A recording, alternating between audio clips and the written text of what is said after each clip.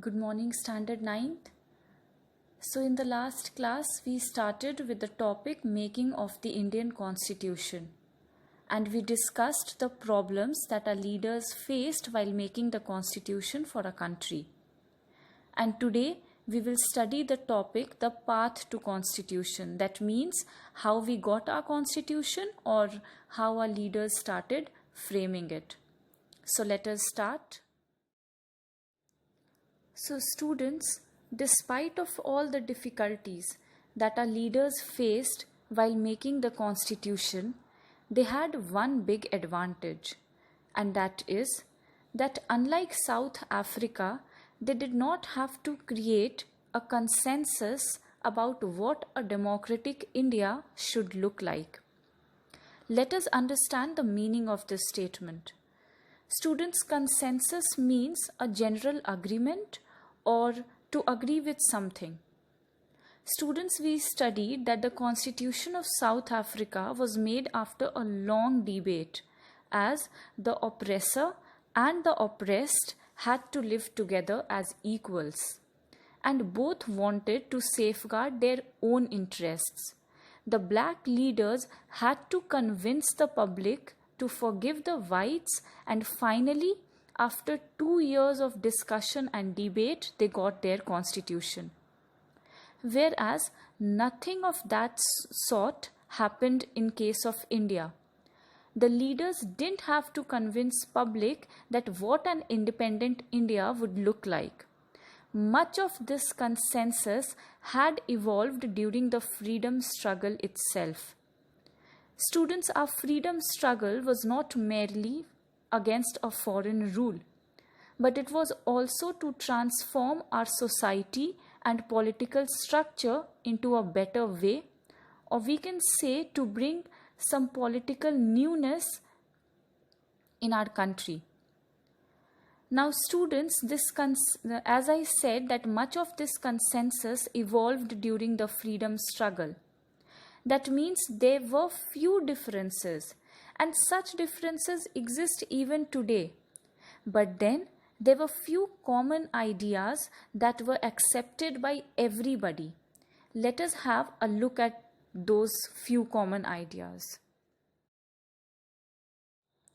So, in 1928, Motilal Nehru and 8 other Congress leaders drafted a constitution for India. And in 1931, at the Karachi session of Indian National Congress, a resolution was passed that how independent India's constitution should look like.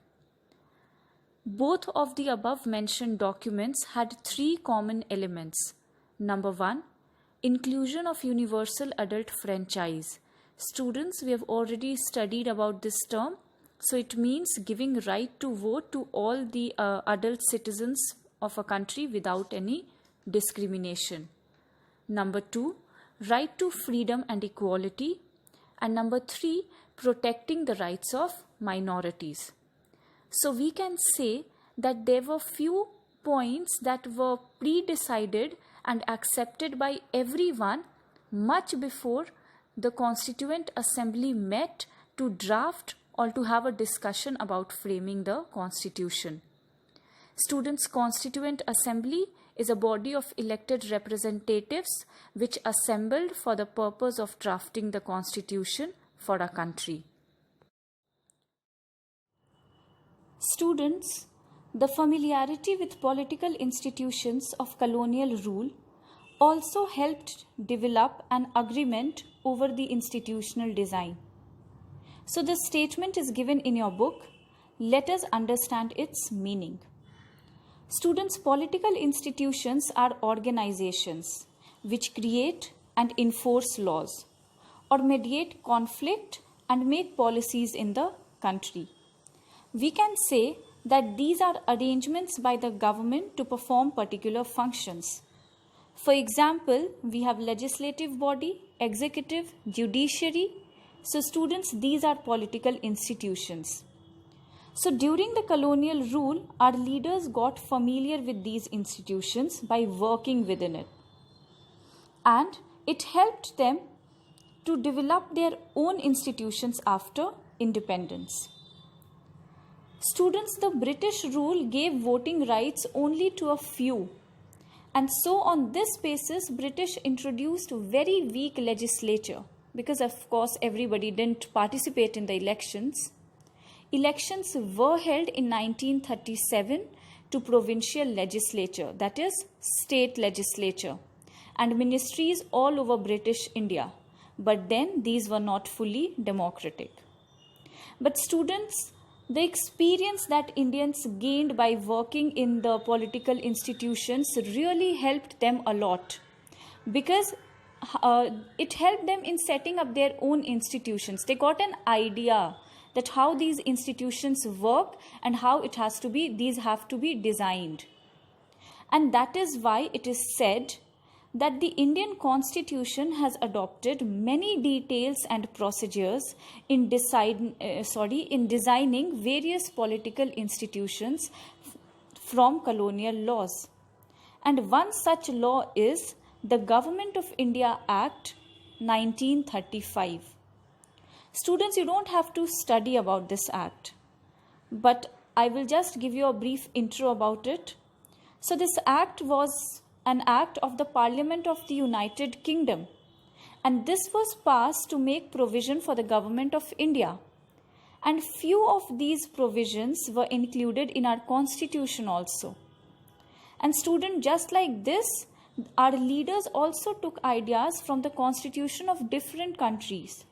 For example, you must have studied about French Revolution in your history. So students, our leaders were also inspired by the ideals of French Revolution. You must have studied about equality, about fraternity, and these things are included in our Constitution. Or the practice of parliamentary democracy in Britain and the Bill of Rights in US. So students, these are the various documents we can say from that inspired the leaders of our country, and from these documents several ideas have been taken that has been included in our Constitution. But students, remember one thing, our leaders were taking ideas, but then that doesn't mean that they were copying what others have done.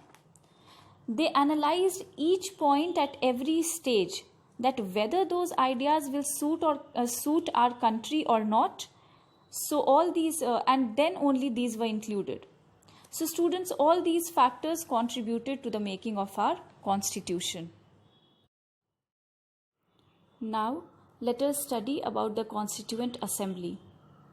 So students, we have already studied its definition, that it is a body of elected representatives which assembled for the purpose of drafting the Constitution.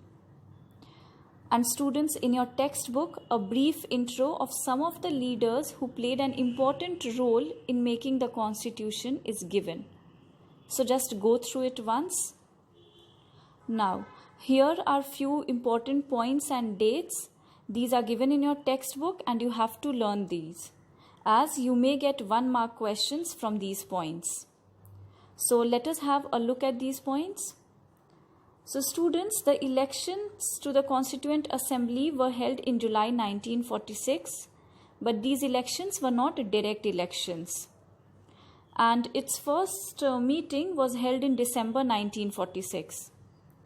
And soon after, with the partition of the country into India and Pakistan, the Constituent Assembly was also divided into the Constituent Assembly of India and that of Pakistan. So students, earlier there was only one Constituent Assembly, but then after partition it was also divided. And the Constituent Assembly that wrote India's Constitution consisted of 299 members. So I hope these points are clear to you all. Students, will study only till here for today, and from our next class we'll start with a fresh topic. So thank you everyone.